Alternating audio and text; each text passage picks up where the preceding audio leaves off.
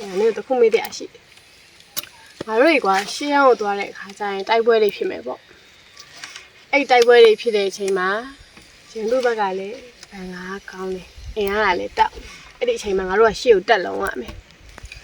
အဲ့လိုရှေ့ကိုတက်လုံးဖို့လမ်းတစ်လမ်းရှိတယ်ဘယ်ဘက်တစ်လမ်းညာဘက်တစ်လမ်း